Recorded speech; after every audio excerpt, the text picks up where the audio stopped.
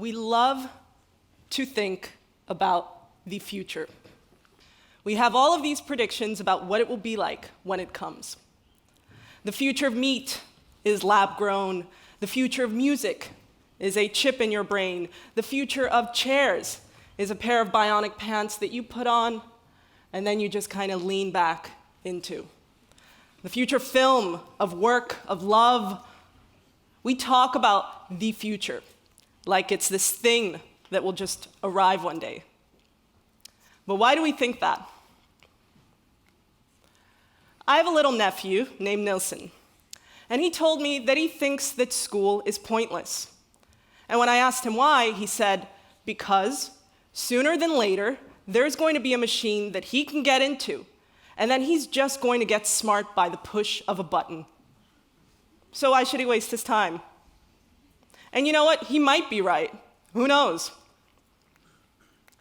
And then there's this guy. I call him Doomsday Jerry. And Jerry believes that a huge catastrophe is on its way. He's not exactly sure what it'll be, a nuclear attack, natural disaster, but he knows that it's coming. So he has spent $7 million preparing for it, including booby-trapping his house and buying a lifetime supply of premium toilet paper. Now, you can call Jerry a survivalist, you can call him a visionary, or you can call him just plain paranoid.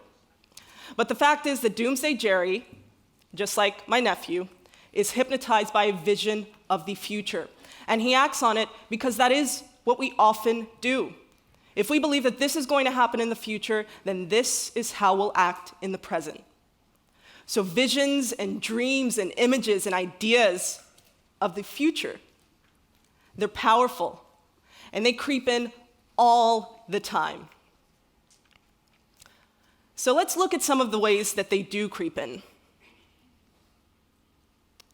Talking to your watch.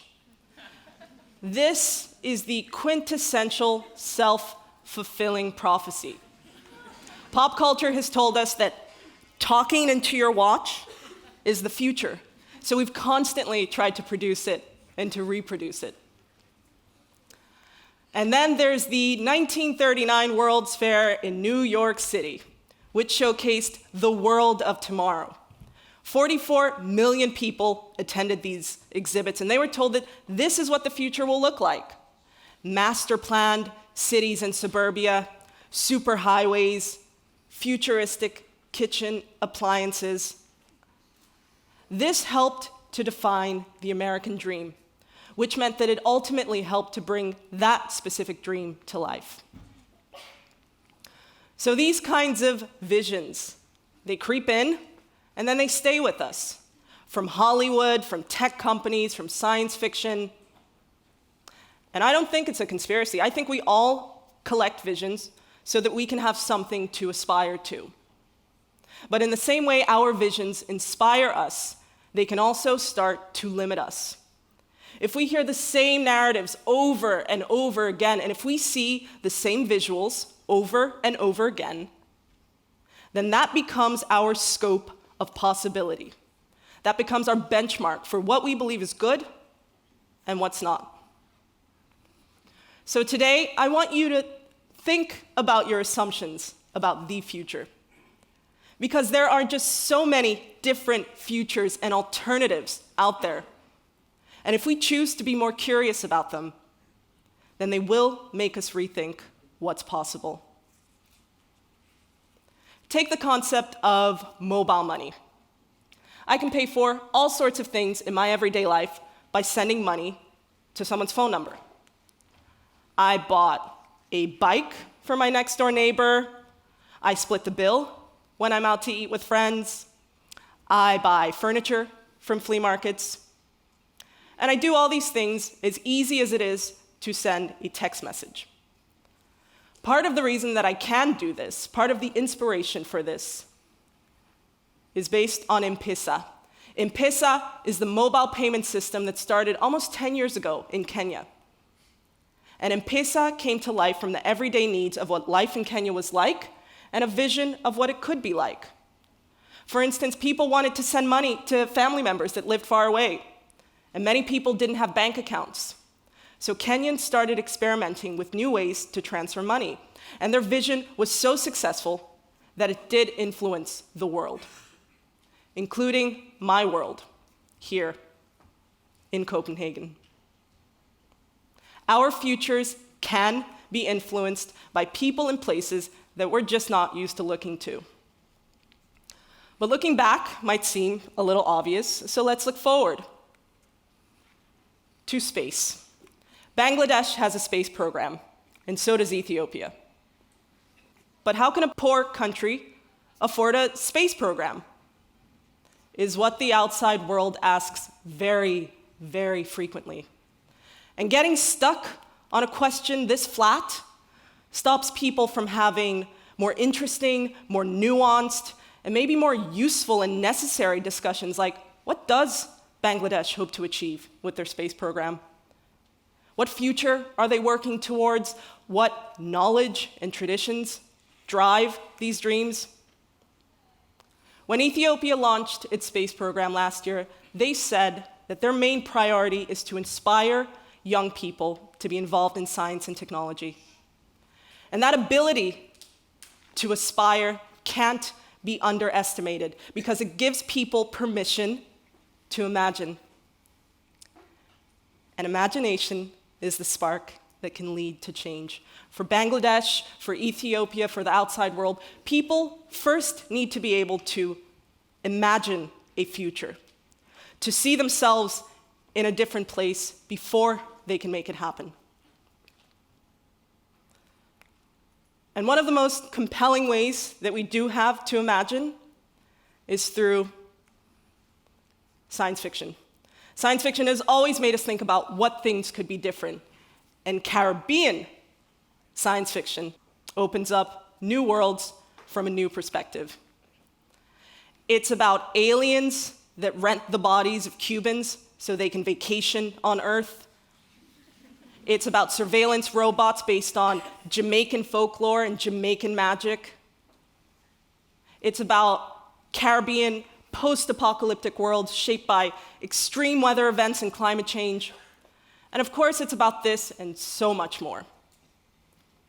But what these kinds of stories do is that they can open up new worlds, and they can make you think new thoughts that might surprise you, like what future technologies and societies might a Caribbean culture build? And what apocalyptic disasters have people already lived through? And how does that shape how they approach the future?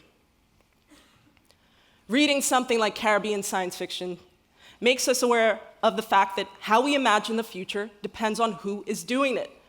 It depends on that person's traditions, their history, their language, their mythology. And all of these aspects of a person's identity sit behind how they think about technology, the kinds of scenarios they think are good or bad, and the kinds of stories that they tell. So when we consume stories about the future, we should be aware of who's telling them. And I've always found this interesting, partly because I'm a third culture kid. I was born in Lagos, Nigeria. I'm an American.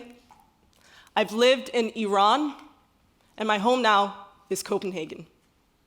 With each one of these places, I've seen and I've collected new stories about the future, new things to aspire to, new things to be afraid of.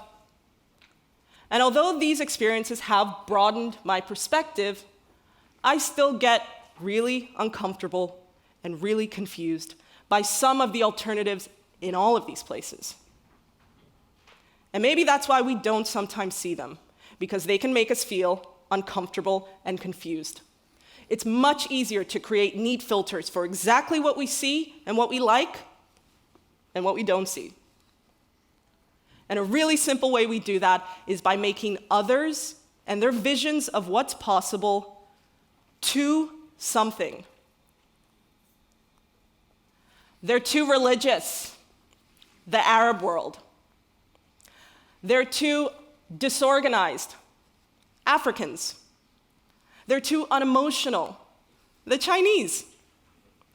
They're too emotional. Women. Colombians. Colombian women. And of course, we know we shouldn't think like this. I mean, I know I shouldn't think like this, but sometimes I do. It happens. And we need to be real about it so that we can do something to change it. Because what these filters do is that they leave us with a narrow set of choices and imaginations. And they also bring about an immense amount of conflict due to the fact that we don't really understand what others are dreaming of, and so we don't know what they're working towards. But we can find ways to disable some of these filters. And how do you do that? You find a new source. Talk to your grandmother. Ask her how she imagines the future. And I bet you she'll tell you that no one asks her that anymore. Or read that Filipino science fiction novel. Watch a Nigerian post-apocalyptic film. Look for stories that ask what if from a new perspective. And maybe the next time you go on vacation, you don't only go on safari or lay by the beach, but you find your counterpart in that place. Whoever you are and wherever you are, you have a counterpart. You're a Danish engineer and you're in Mexico, go to a university. Talk to an engineer. Ask her what her dreams and nightmares are about the future. When we choose to be curious about the alternatives and when we take them seriously, we'll start to think in new ways, we'll solve problems in new ways, and we'll just start to see possibilities that we couldn't see before. When it comes to our futures, we have hope, we have fear, but sometimes we forget that we also have influence. And that means we can choose the futures we want to work towards. Nothing is written in stone. So reconsider your vision of the future. Take a chance and be surprised. Thank you.